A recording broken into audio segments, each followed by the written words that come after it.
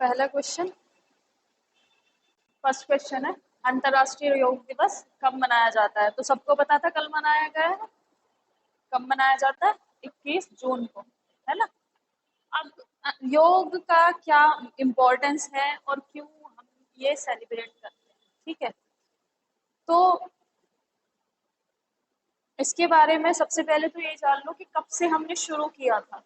कब से शुरू किया था? जो इंटरनेशनल योगा डे है या अंतर्राष्ट्रीय योग दिवस है, वो पूरे विश्व में एनुअली 21 जून को सेलिब्रेट किया जाता है, ठीक है। अभी इसकी शुरुआत कब हुई थी? 2014 में प्रधानमंत्री श्री नरेंद्र मोदी जी यूएन जीए, वहां पर उनकी स्पीच थी यूएनजीए में, ठीक है, जीए में, United Nations general assembly. United nation general assembly में 2014 में उनकी स्पीच थी। उस स्पीच में और उस समय उन्होंने उस दिन कहा था कि इंटरनेशनल योगा डे भी सेलिब्रेट होना चाहिए वर्ल्ड वाइड, ठीक है। वर्ल्ड वाइड मीन्स पूरे विश्व में। अब क्यों सिर्फ 21 जून ही लिया गया है और कोई दिन क्यों नहीं लिया गया? जो 365 डेज है पूरे ईयर में और कोई और सा दिन भी लिया जा सकता था, 21 जून क्यों है? क्या special 21 June? Any idea? No. Summer solstice सुना है कभी? समर सोलिस्टिस या सोलिस्टाइस कभी नहीं सुना? विंटर सोलिस्टाइस नहीं सुना? सी, ज्योग्राफी में तुम लोग पढ़ोगे कि there is a two type of solstice, ठीक है। सोलिस्टिस को हिंदी में क्या कहते हैं? उत्तरायण या दक्षिणायन कह सकते हैं। दक्षिणायन के जैसे कि तुम मकर संक्रांति जब हम मनाते हैं, तो मकर संक्रांति क्यों मनाते हैं? कि जो मकर संक्रांति जिसमें पतंग उड़ाते हैं ना, और वो रेवड़ी, वो सारी चीजें मकर संक्रांति मेनली गुजरात में मनाते सभी हैं, पूरे साल में सिग्निफिकेंस सबके लिए है, बट मेनली जहां तक की बात हो जाती है तो गुजरात में ज्यादा अच्छे से सेलिब्रेट करते हैं वो लोग मकर संक्रांति। हाँ, जैसे कि मतलब होता सबके लिए है, लेकिन सेलिब्रेट जैसे कि कुछ लोग हैं, गणेश चतुर्थी है, जैसे कि गणेश चतुर्थी है, गणेश चतुर्थी सबके लिए है, मनाएंगे सब। लेकिन तुमने देखा हो मराठी सबसे ज्यादा मनाते हैं, मतलब मराठी वहां पे खूब अच्छे से तैयारी होती है, बिकॉज उनके यहाँ पे जो है वो पूजा भी ज्यादातर इनकी ही करते हैं, गणेश जी की, ठीक है। तो ये एक मतलब है कि जिस रीजन का वो फेस्टिवल है ज्यादातर वो लोग सेलिब्रेट करते हैं। तो मकर संक्रांति पे क्या होता है? जब सूरज जो है वो मकर राशि में प्रवेश कर जाता है, यानी कि क्या होता है कि जो मकर किसे कहते हैं? मकर किसे कहते हैं? 3 रेखाएं हैं पृथ्वी पे। अब ध्यान से देखना, बीच में से क्या जा रही है? इक्वेटर। ऊपर क्या है बेटा? Tropic of Cancer. और नीचे क्या है? ट्रॉपिक ऑफ कैप्रिकॉर्न, ठीक है। तो जो उसकी किरणें हैं सूरज की, वो ट्रॉपिक ऑफ कैप्रिकॉर्न पे पड़ने लगती है, ठीक है। और वो धीरे धीरे क्या करता है? शिफ्ट करता है किस तरफ? ट्रॉपिक ऑफ कैंसर की तरफ, ठीक है।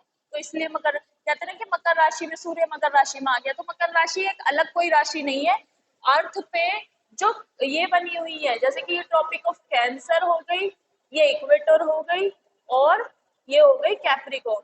तो जो उसकी किरणें हैं सूरज की, वो इस पे स्लैंटिंग तिरछी पड़ने लगती है, ठीक है। इट मीन्स क्या है कि अब विंटर सीजन धीरे धीरे क्या हो जाएगा? कम हो जाएगा जनवरी के बाद, और अब सूरज जो है समर के लिए मतलब प्रिपेयर है। अब ऐसे ही बेटा, हाँ, नई फसल आएगी। अब ऐसे ही विंटर समर सोलिस्टिस होता है। अब ये दोनों चीजें कब होती है? विंटर सोलिस्टिस, अब मकर संक्रांति तो हम 21 उसमें जनवरी में मना रहे हैं, लेकिन विंटर सोलिस्टिस का मतलब और समर सोलिस्टिस का मतलब है, एक तो तुमने सुना होगा कि सबसे बड़ा दिन और सबसे छोटा दिन। तो 22 दिसंबर को विंटर सोलिस्टिस होता है। ये क्या होता है? सबसे छोटा दिन, मतलब क्या? कि इस दिन अर्थ पे हमारा जो रीजन है, हमारे रीजन पे विंटर सोलिस्टिस नहीं मनाते, विंटर सोलिस्टिस मनाते हैं ये, ठीक है। सबसे छोटा दिन, लेकिन छोटा दिन हमारे यहाँ भी ऑब्जर्व होता है 22 दिसंबर को। तो 22 दिसंबर को सबसे छोटा दिन इसलिए होता है क्योंकि उस दिन सूरज की सबसे कम रोशनी हमें रिसीव हो पाती है, और इसकी वजह से सुबह और शाम जल्दी हो जाती है दोनों चीजें, क्योंकि जब कम रोशनी आएगी तो वो ऑब्वियस सी बात है सुबह शाम। और 21 जून को क्या होता है? बड़ा दिन। कल का दिन रिकॉर्डेड था सबसे बड़ा दिन, ठीक है। तो अब इसके योग की क्या खास बात है, क्यों योग क्यों ऑब्जर्व करते हैं? बेटा सबसे बड़ा दिन होता है, तो वो दिन एक तरह से तुम्हें अपनी मतलब एक तरह से हेल्थ पे, अपनी हेल्थ पे, मस्तिष्क पे, यानी तुम्हारे माइंड पे, तुम्हारी सोल पे एक मतलब नेगेटिव जो गर्मी का इफेक्ट है वो ना पड़े, उसके लिए तुम ऐसी चीज में इंडल्ज हो जाओ जैसे कि योग है ना। और योग पर्टिकुलर किसी चीज से जुड़ा हुआ नहीं है, this is a kind of physical exercise, और ये सबके लिए है ना। ये ना तो कोई बाउंड्री है ना बैरियर है, रिलीजन का, कास्ट का, किसी चीज का कोई बैरियर नहीं है, सब कर सकते हैं, ठीक है। तो इसलिए इंटरनेशनल ये योग डे कब मनाते हैं? 21 जून को, क्योंकि सबसे बड़ा दिन ऑब्जर्व होता है वो हमारे यहाँ। कौन से में? नदन हेमिस्फेयर, ये भी याद रखना हमारे यहाँ ये इस इक्वेटर के नीचे नीचे है। इस इक्वेटर के नीचे क्या है? सदर्न, यहाँ नहीं है। हम कहाँ पर हैं? यहाँ नदन हेमिस्फेयर में। पृथ्वी में भी हम कहाँ पर हैं? अर्थ, इंडिया कहाँ पर है? नदन हेमिस्फेयर में, है ना, उत्तरी अक्षांश पर है, ठीक है। तो उत्तरी गोलार्ध कह सकते हो, उस पर है। अब क्यों हमारे लिए योग इतना इम्पोर्टेंट है? क्योंकि बेटा योग का जो योग की जो उत्पत्ति है वो इंडिया में ही हुई है ना। और कौन थे योग के? वो पतंजलि, ठीक है। अब थोड़ा सा तुम्हें पता होना चाहिए हु इज पतंजलि। अच्छा, पहले थीम के बारे में बात कर लेते हैं कि अंतरराष्ट्रीय योग दिवस का थीम क्या था। क्या था थीम? वसुदेव कुटुंबकम के लिए योग। यानी कि इस बार हम क्या कर रहे हैं? G20 की अध्यक्षता। हमारे यहाँ इस बार G20 का सम्मेलन होगा सितंबर में। सभी जो 20 कंट्रीज हैं वर्ल्ड की, जो मोस्ट डेवलप्ड कह लो और मोस्ट जो इकोनॉमिकली और वैसे भी पावरफुल कंट्रीज है, उनकी एक ग्रुपिंग है G20, और वो G20 का सम्मेलन हमारे इंडिया में इस बार सितंबर में हम कर रहे हैं। तो उसी को ध्यान में रखते हुए थीम भी हमने रखा वसुदेव कुटुंबकम के लिए योग, है ना। वसुदेव कुटुंबकम का मतलब क्या होता है? One earth one family. कुटुंबकम मतलब फैमिली, वसुदेव मतलब अर्थ। वसुधा किसे कहते हैं? धरती को, अर्थ को। तो एक एक एक विश्व, एक फैमिली। अब देखो नेक्स्ट इसमें क्वेश्चन है। नेक्स्ट कौन सा क्वेश्चन है? योग सूत्र किसने लिखा है? पतंजलि ने। देखो बेटा, जो योग की उत्पत्ति हुई थी वो इंडिया में हुई थी, और उसके उत्पत्ति के जो प्रोमिनेंट वो माने जाते हैं कि जिन्होंने दिया था वो थे महर्षि पतंजलि। महर्षि पतंजलि, ये वो इसके पतंजलि नहीं है, वो क्या नाम है उनका, बाबा रामदेव वाला पतंजलि, वो तो that is only a brand, है ना। वो पतंजलि नहीं, ही वाज अ रिनाउंड महर्षि, ठीक है। और उन्होंने लिखा था योग सूत्र। जो भी आसन हम पढ़ते हैं, करते हैं, सूर्य नमस्कार है, शीर्षासन है, धनुरासन है, और वज्रासन है, और there are so many asanas. और देखो पर्सनली आई बिलीव के जो सूर्य नमस्कार है उससे तुम लोगों को बहुत बेनिफिट है। मतलब हम सबको, ह्यूमंस को, अगर सूर्य नमस्कार, देखो किसी को भी कैसी भी प्रॉब्लम है, सूर्य नमस्कार का मैं तुम लोगों को बताती हूँ कि क्या क्या बेनिफिट तुमको सूर्य नमस्कार से हो सकते हैं। जो सूर्य नमस्कार है, एक तो देखो ब्लड में तुम्हारे ब्लड सर्कुलेशन बहुत अच्छा होगा। If you have any metabolic problem, digestion problem, तो वो तुम्हारी अच्छी हो जाएगी। If you have breathing problem, तो तुम्हारे लंग्स को भी वो, क्योंकि we have to hold us breath, जब भी हम वो करते हैं परफॉर्म, उसमें 12 स्टेप होते हैं सूर्य नमस्कार में, और जब भी वो हम करते हैं तो उससे हमारे जो है, और एक और चीज है कि लोग जिम की तरफ ज्यादा जा रहे हैं, कि जिम वहाँ पे हैवी ड्यूज दे रहे हैं, जिम कर रहे हैं और वेट लॉस कर रहे हैं। बट अगर वो योग को फॉलो करे ना, तो सूर्य नमस्कार अगर कंटिन्यूसली करते हैं तो उनका वेट लॉस और बेली फैट वो सब भी कम हो सकता है। ठीक है, तो ये फायदे हैं सिर्फ सूर्य नमस्कार के अलावा जितने भी और आसन हैं वो भी आपके, जैसे कि कपाल भाती की बात करो, कपाल भाती जिसको सांस की प्रॉब्लम है वो कपाल भाती करे, सांस उसकी ठीक होने लगेगी, है ना। कपाल भाती। और एक एक होता है अनुलोम विलोम। बेटा तुम्हें याद है, एक और चीज तुम्हें पता होनी चाहिए कि जो ये है कछुआ, टर्टल होता है ना, टर्टल, उसकी आयु सबसे ज्यादा होती है। पता है क्यों होती है? एक रीजन ये भी पाया गया है कि जितना जल्दी सांस लेते हैं उतना हमें फायदा नहीं होता। जितनी हम ज्यादा लंबी ब्रीदिंग करेंगे, है ना, दीर्घ सांस लेंगे, तो उससे ऑक्सीजन हमारी बॉडी में ज्यादा जाएगी और उससे हमारा मेटाबॉलिज्म सही रहे। इसी वजह से तो साइंटिफिक रीजन है, तभी तो योग करते हैं। साइंटिफिकली प्रूफ है ये सारी चीजें कि आप जब ब्रीद करोगे तो ज्यादा ऑक्सीजन जाएगी बॉडी में, ज्यादा जाएगी तो आपकी बॉडी में जितनी भी मेटाबॉलिक एक्टिविटीज है वो अच्छे से होंगी। ठीक है, और जब वो अच्छे से होंगे तो तुम ठीक हो जाओगे, ऑब्वियस सी बात है। तो इसलिए तो महर्षि, और ये इनकी एज कितनी हो जाती है और फिर भी ये ऐसे लगते हैं कि कुछ मतलब बूढ़े भी नहीं होते, कुछ भी नहीं होता, तो योग का ही तो असर है ना। तो इसलिए तुमने कभी, जैसे कि चलो हम रामदेव, जोक्स अपार्ट, बाबा रामदेव की बात करते हैं, तो बाबा रामदेव को तुम अभी भी देख लो, वो जब दौड़ेंगे और तुम दौड़ो, वो दौड़ जाएंगे लेकिन तुम्हारी सांस फूल जाएगी। तो ये वो होता है योग का और योग ना करने का। ठीक है, तो ये चीज है, जिस भी चीज से सीखो पॉजिटिव सीखो, नेगेटिव कभी किसी चीज से मत सीखना। अब हाँ, तो ये पतंजलि योग सूत्र लिखा था इन्होंने, और इन्होंने जो योग पोस्चर हैं, पोस्चर मैंने बता ही दिया है, जितने भी आसन थे वो सब इन्होंने इस योग सूत्र में लिखे हुए हैं और अच्छे से बताए। ठीक है, अब नेक्स्ट क्वेश्चन है, सिकल सेल एनीमिया कैसा रोग है? जो सिकल सेल एनीमिया है ये अभी मोस्टली मतलब इंडियंस में पाया गया है सिकल सेल एनीमिया। और सिकल सेल एनीमिया की जो कंडीशन है हमारे इंडिया में वो ज्यादा अच्छी नहीं है। देखो 19 जून को सिकल सेल डे वो ऑब्जर्व किया गया था। और सिकल सेल होता क्या है, क्या होता है सिकल सेल? हमारे ब्लड में हीमोग्लोबिन होता है, एक पिगमेंट होता है आयरन रिच हीमोग्लोबिन।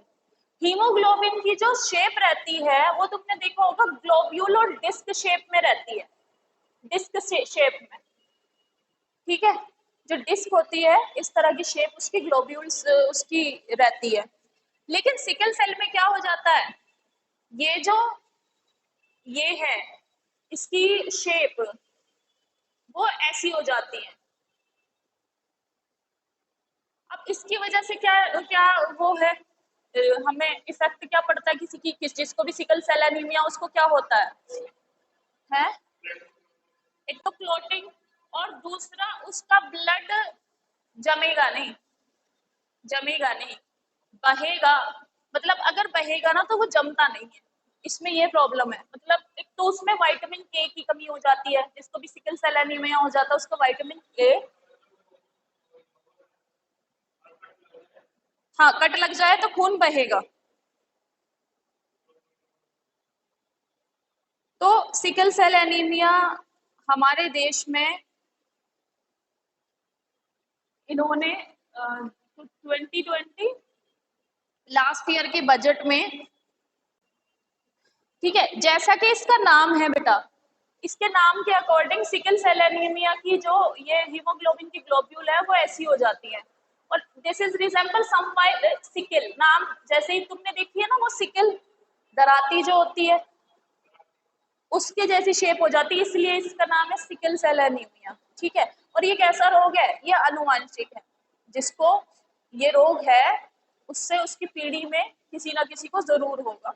ठीक है, तो ये आनुवांशिक रोग है, ये ऐसा रोग नहीं है कि संक्रमण वैसा इन्फेक्शियस नहीं है, मतलब एयर बोर्न या वाटर बोर्न नहीं है, है ना, जेनेटिक है। ठीक, ये क्योंकि जीन्स में होता है तो या तो उस पर्सन का पूरी तरह से इलाज हो जाए तब ठीक हो जाएगा, लेकिन अगर एक पर्सन को है और उसके जो ऑफस्प्रिंग है, मींस बच्चे हैं, अगर उनको हो गया है तो फिर उनके बच्चों को भी होगा। तो इसलिए जिसको हुआ है उसे पहले अपना अच्छे से ट्रीटमेंट करा लेना चाहिए, ठीक है।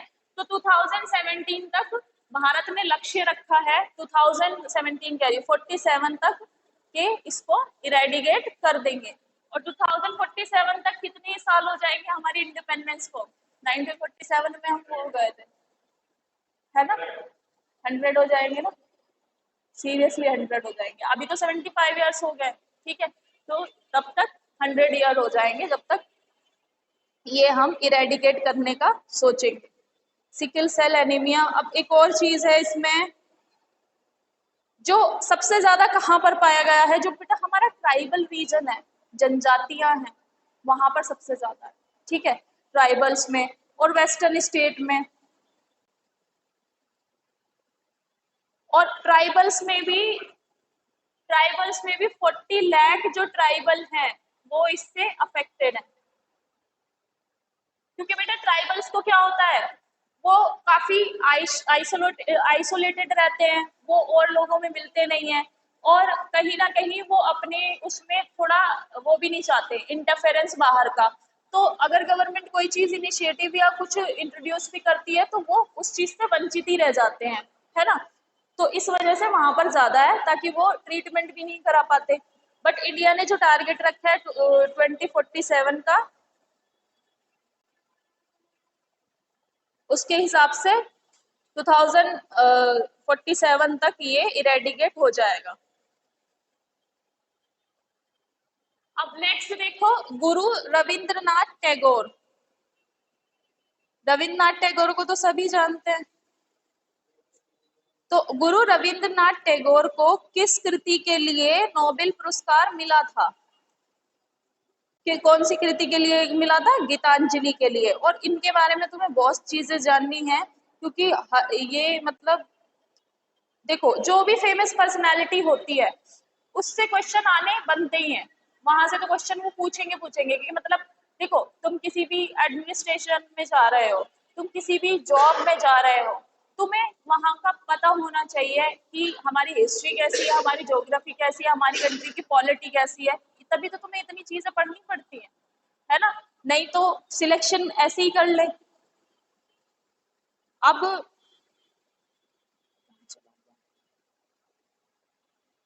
रविन्द्रनाथ टैगोर इन्होंने लिखी है गीतांजलि। गीतांजलि के लिए इनको क्या मिला? नोबेल पुरस्कार। इनके अलावा भी इन्होंने क्या लिखा है? हमारा राष्ट्रीय गान, ठीक है, नेशनल एंथम, जनगण मन। और है, अरे वो हमारा राष्ट्रीय गान है।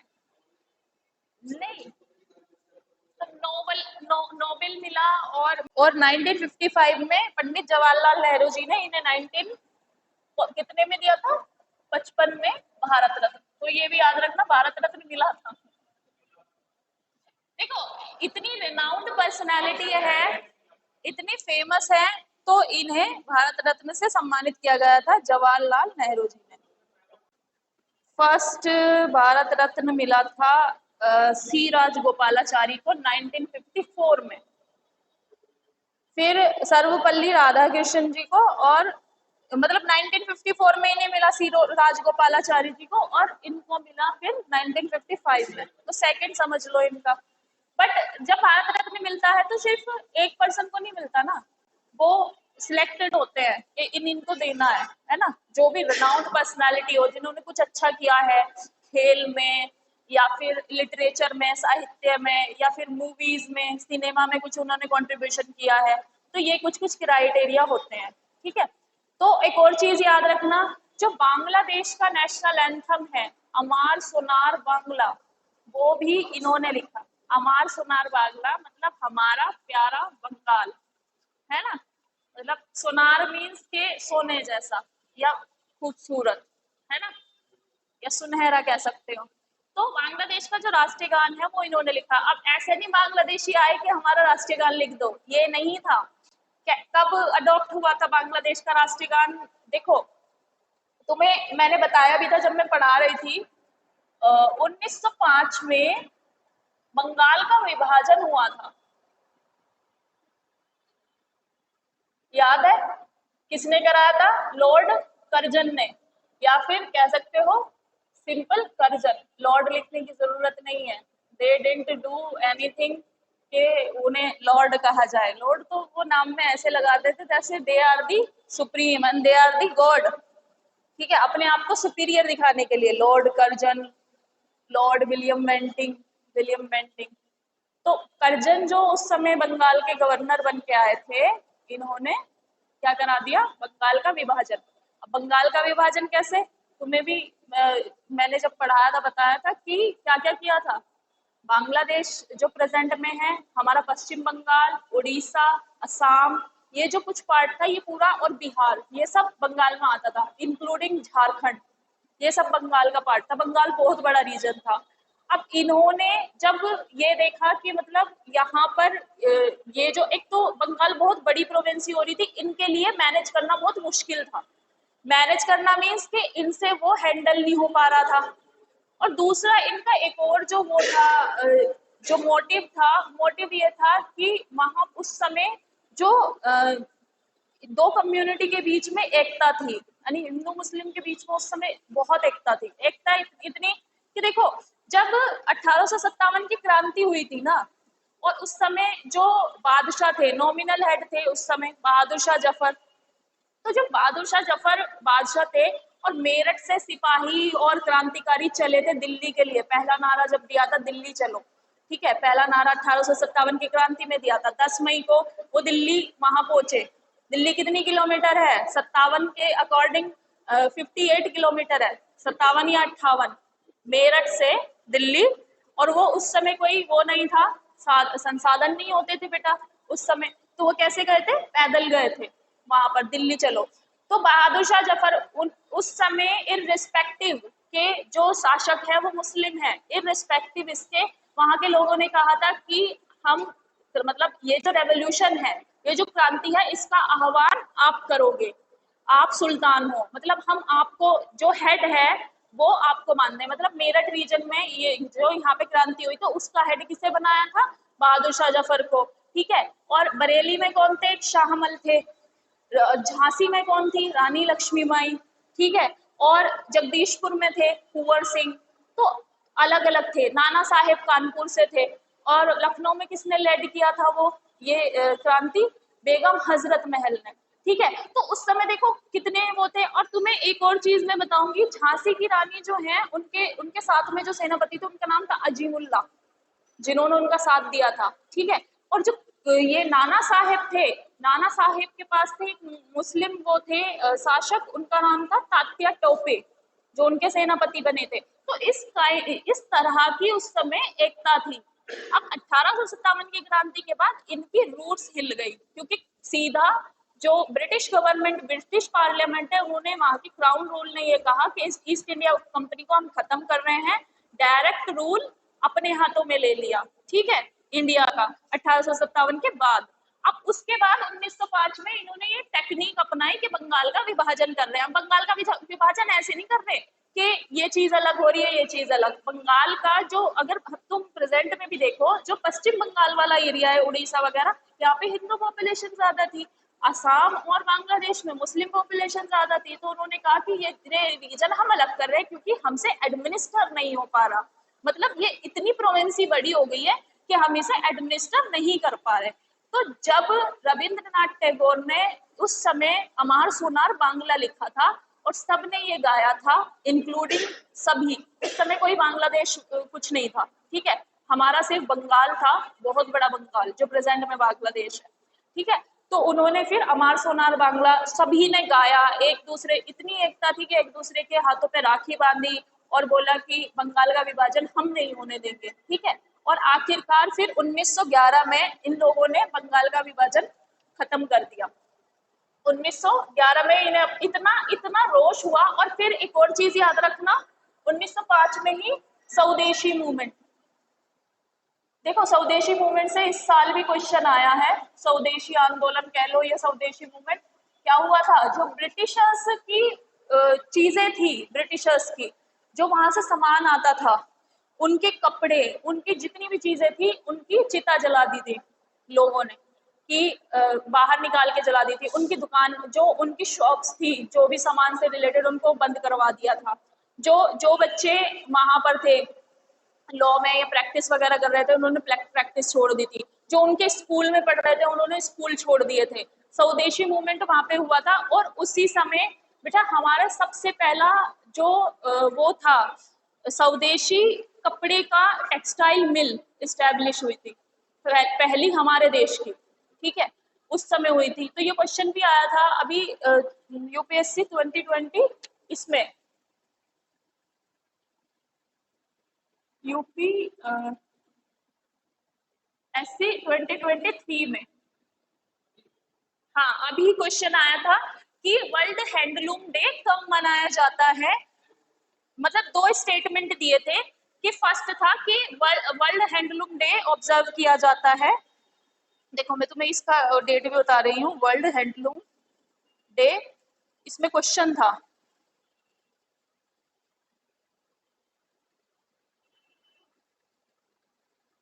7 अगस्त। नेशनल, हमारा नेशनल हैंडलूम डे जो है वो 7 अगस्त को मनाया जाता है। ठीक है, क्यों? क्योंकि 1905 में पार्टीशन ऑफ बंगाल की वजह से हमारे यहाँ पर टेक्सटाइल मिल का जो है इस्टेब्लिशमेंट हुआ था। टेक्सटाइल मिल, हमारे यहाँ पे कपड़े की अपनी जो इंडस्ट्रीज थी बेटा, पहले हाथ से बुनते थे, तुम्हें पता हो। और ब्रिटिशर्स के आने के बाद जो हमारे हाथ हैंडीक्राफ्ट्स वाले थे, जो हाथ से बुनते थे, उन सबका रोजगार छिन गया था। क्योंकि उन्होंने क्या इंट्रोड्यूस कर दिए थे, मशीनें। ठीक है, जो मशीन होती है हैंडलूम की, वो इंट्रोड्यूस कर दी। अब मशीन, जो जहां पर एक बंदा एक काम कर रहा है हाथ से, मशीनों ने रिप्लेस कर दिया उनको, तो अब तो किसी की जरूरत नहीं रही। तो उस वजह से हमारी पहली मिल स्टैब्लिश हुई थी, जिसमें हमारा खादी का कपड़ा बुना जाता था और हमारे कॉटन के कपड़े बनते थे। ठीक है, तो ये क्वेश्चन आया था कि हैंडलूम डे 7 अगस्त को हैंडलूम डे मनाया जाता है, स्टेटमेंट 1। और स्टेटमेंट 2 आया था कि इस दिन स्वदेशी आंदोलन की शुरुआत हुई थी, या ये स्वदेशी आंदोलन के दौरान हुआ था। तो नीचे जो ऑप्शन थे वो ऐसे थे कि बोथ स्टेटमेंट आर करेक्ट, और first is a correct explanation of the second statement, या फिर first state both statement are correct but second statement is not correct explanation of first statement, या फिर बोथ आर रॉन्ग, या फिर both are true, या one is wrong या one is true. तो तुम्हें ये बताना था कि ये दोनों स्टेटमेंट सही है या नहीं है, और दोनों का जो करेक्ट एक्सप्लेनेशन है फर्स्ट सेकंड का दे पा रहा है या नहीं दे पा रहा है। तो अब ये जो पेपर आया था 2023 में यूपीएससी का, तो इसमें बहुत लोगों को क्या सपने देख के ये कहा कि ये क्या कर दिया। तो बेटा उन्होंने कुछ नहीं किया था। रीजन मैं तुम्हें बताती हूँ, दे डिड नथिंग। बस उन्होंने पैटर्न चेंज कर दिया सवाल पूछने का। कैसे? कि पहले तो वो देते थे ऑप्शन 1 या 2, 1 या 3, कौन से करेक्ट है, तब तो तुम एलिमिनेट कर सकते थे।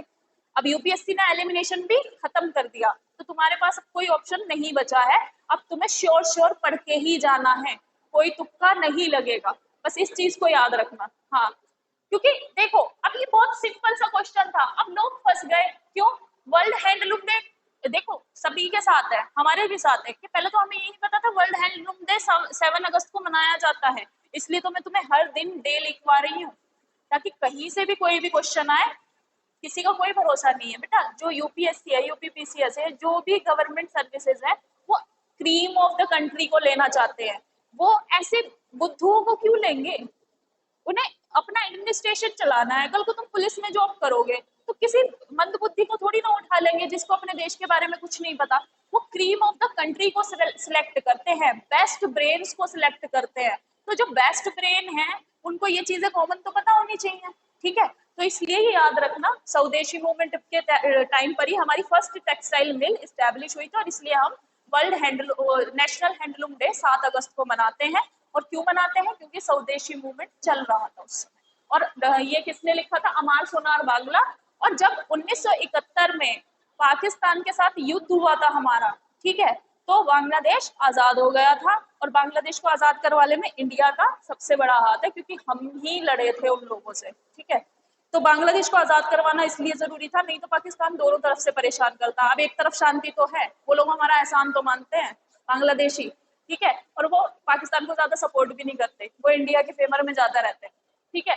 तो ये चीज याद रखना, दोनों का ये बांग्लादेश का नेशनल एंथम इन्होंने लिखा है, रविन्द्रनाथ टैगोर ने, ठीक है। अब नेक्स्ट है ओस्लो अकॉर्ड। अब ओस्लो अकॉर्ड क्या है? कभी सुना है तुमने? इजराइल फिलिस्तीन तो सुना ही होगा, ऐसा नहीं है किसी ने इजराइल फिलिस्तीन भी ना सुना हो। सुना है? फिलिस्तीन कहाँ पर है?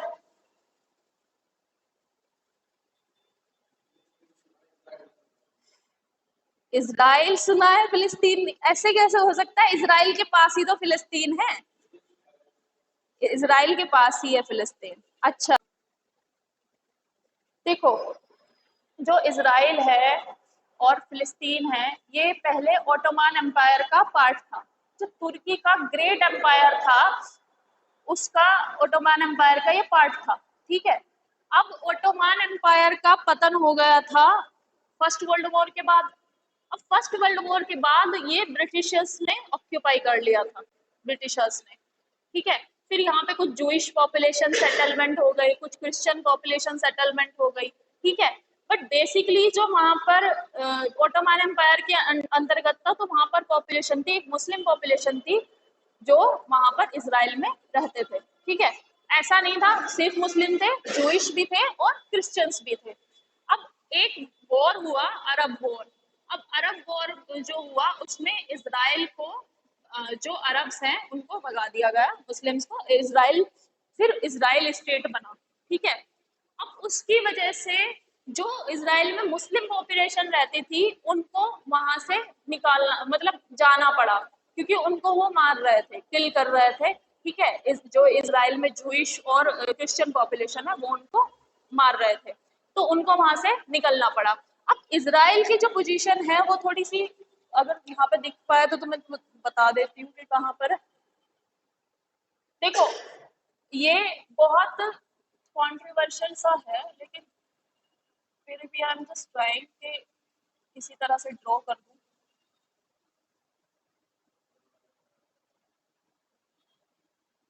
देखो, ये तुर्की है, टर्की है, यहाँ पे इजिप्ट है,